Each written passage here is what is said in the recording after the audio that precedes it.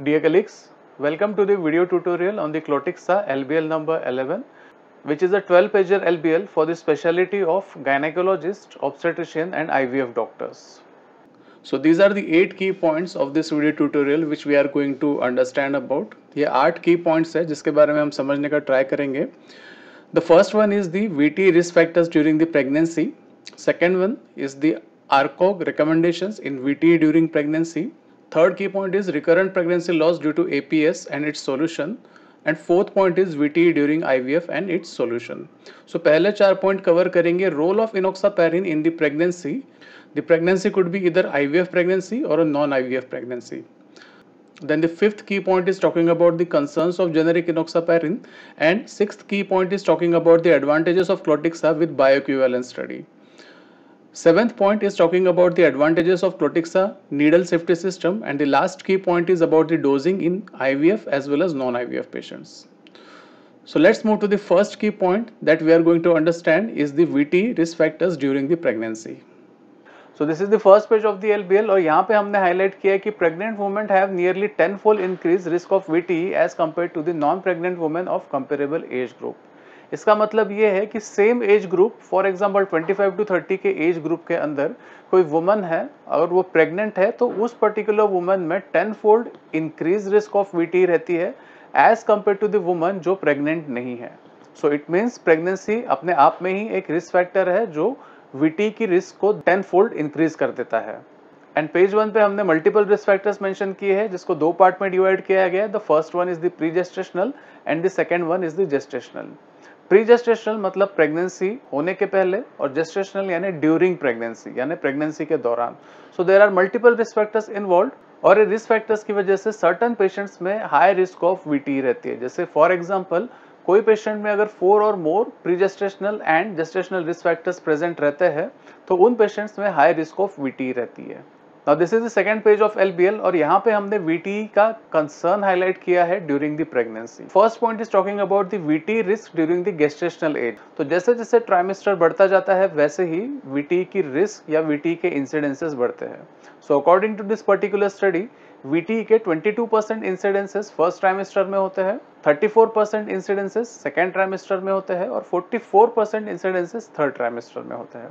It means 1 out of 5 patient में risk रहती है कि फर्स्ट ट्राइमेस्टर में से ही वीटी की रिस्क डेवलप हो जाए तो उन पेशेंट्स में फर्स्ट डे से ही इनॉक्सापैरिन प्रोफिलैक्सिस की जरूरत पड़ती है. Second point is talking about the risk of VT during the puerperium. तो प्यूरपेरियम यानी डिलीवरी होने के बाद के जो 6 हफ्ते रहते हैं तो उन 6 वीक्स में भी एक वीटी की रिस्क बनी रहती है and that is up to 3 to 8-fold. And the third concern is कि अगर पेशेंट की डिलीवरी होती है, ऑपरेटिव डिलीवरी होती है जैसे कि सिजेरियन सेक्शन, तो ये एक significant cause of morbidity and mortality होती है अगर इसकी वजह से कोई वीटी की कॉम्प्लिकेशंस होती है. So VT after a caesarean section is a significant cause of maternal morbidity and mortality. On the third page, we are talking about the recommendations of the Royal College of Obstetricians and Gynecologists. So ARCOG has recommended antenatal VT assessment followed by the VT prophylaxis with low molecular weight heparin. So ARCOG ने recommend किया है antenatally VT assessment followed by the VT prophylaxis. अगर patient में 4 और more risk factors आते हैं तो वहां पे VT प्रोफिलैक्सिस फर्स्ट ट्राइमेस्टर से स्टार्ट कर देना चाहिए. पेशेंट में अगर 3 रिस्क फैक्टर्स रहते हैं तो वहां 28 वीक्स से VT प्रोफिलैक्सिस स्टार्ट कर देना चाहिए. या एंटीनेटली पेशेंट में अगर कोई रिस्क फैक्टर जनरेट होता है, इंटरमीडिएट टू हाई रिस्क अगर होती है तो उस हिसाब से डॉक्टर VT प्रोफिलैक्सिस इनिशिएट कर सकते हैं with the help of low molecular weight heparins. Additionally RCOG ने पोस्टनेटली भी VT assessment followed by VT prophylaxis recommend किया है with the help of low molecular weight heparins and the duration is 6 weeks postnatally in the high risk patients. और intermediate risk factors वाले patient में 10 days की duration के लिए low molecular weight heparin से VT prophylaxis recommend किया है. पर पेशेंट पोटेंशियल की बात करें तो हम लोग देख सकते हैं कि for the high risk patients doctor at least 38 + 6 यानी टोटल 44 वीक्स की थेरेपी देगा, that is equivalent to 300 + PFS. And अगर इंटरमीडिएट रिस्क वाला पेशेंट है तो एटलीस्ट 10 वीक्स की थेरेपी चलेगी, दैट इज एटलीस्ट 70 PFS पर patient. So this is the per patient potential for the Clotixa in high risk as well as intermediate risk patients. Now we will move to the next topic, that is RPL due to APS, मतलब recurrent pregnancy loss due to antiphospholipid syndrome. So antiphospholipid syndrome या antiphospholipid antibodies की वजह से होने वाला pregnancy loss भी एक बड़ा concern है और ACOG that is American college of obstetrician and gynecology ने भी एस्टिमेट किया है कि 26% of all pregnancies end in miscarriage, यानी 26 यानी 1 out of 4 pregnancy end in miscarriage, और उनमें से 80% ऑफ द मिसकैरेज और the pregnancy loss occurs during the first trimester. So this is a big concern. APS plays an important role, क्योंकि ये evidence show करता है कि prevalence of APS in women with recurrent pregnancy loss is as high as 42%. मतलब 5 में से 2 pregnancy loss अगर होते हैं सो उनका रीजन APS होने की हाई प्रोबेबिलिटी रहती है, दैट इज अप टू 42%. और साथ ही में अगर वुमन में एंटी फॉस्फोलिपिड सिंड्रोम प्रेजेंट रहता है और प्रेगनेंसी अगर होती है तो अबॉर्शन रेट अप टू 90% तक के शो किए हैं as per another evidence. So next page of LBL में हमने इंक्लूड किए हैं 2 रेफरेंसेस जो रिकमेंड करते हैं enoxaparin monotherapy as well as combination therapy to prevent the pregnancy loss due to anti phospholipid syndrome. So the first evidence is the meta-analysis, और ये meta-analysis ने शो किया है कि there was 58% reduction in the risk of pregnancy loss because of the enoxaparin monotherapy as compared to the control groups. और second evidence highlight कर रहा है in patients with recurrent abortion and APLA, that is anti-phospholipid antibody, a high live birth rate of 86% was observed with aspirin and enoxaparin combination. मतलब इनोक्सापैरिन और aspirin के combination की वजह से हाई लाइव बर्थ रेट देखा गया था अप टू 86% जिन पेशेंट्स में एंटीफॉस्फोलिपिड सिंड्रोम था और रिकरेंट अबॉर्शन के केसेस थे. Now let's come to the next point, that is VTA during in vitro fertilization and its solution. So venous thromboembolism in IVF patients is also a concern because studies have shown that only 1 out of 3 pregnancy is achieved after the IVF procedure using the embryo transfer, as majority of them fails. It means कि success rate around 33% ही रहता है जब IVF procedure use किया जाता है with the help of embryo transfer. और evidences ये भी शो करते हैं कि वुमन में infertility is accompanied by the hypercoagulable state. It means उनमें क्लॉटिंग की टेंडेंसी ज्यादा रहती है, और इनफर्टाइल वुमन में ये प्रोएगुलेंट स्टेज को IVF थेरेपी के टाइम पे जो हार्मोनल थेरेपी मिलती है और उसकी वजह से VTE की 2 to 3 फोल्ड रिस्क इंक्रीज हो जाती है, and this could lead to the unsuccessful IVF cycle. तो ये एक प्रोबेबिलिटी इंक्रीज करती है कि IVF साइकिल फेल हो जाए. सो नेक्स्ट पेज में हमने हाईलाइट किया है ARCOG के रिकमेंडेशंस और 2 एविडेंसेस जो ये शो करते हैं कि use of low molecular weight heparin is beneficial in the patients undergoing IVF procedure. So as per the Royal College of Obstetrician and Gynecology guidelines, IVF एक खुद ही ट्रांजिएंट रिस्क फैक्टर है, मतलब एक टेम्परेरी रिस्क फैक्टर है during the procedure, और women with an IVF pregnancy and 3 other risk factors should be considered for the thromboprophylaxis with low molecular weight heparin starting in the first trimester.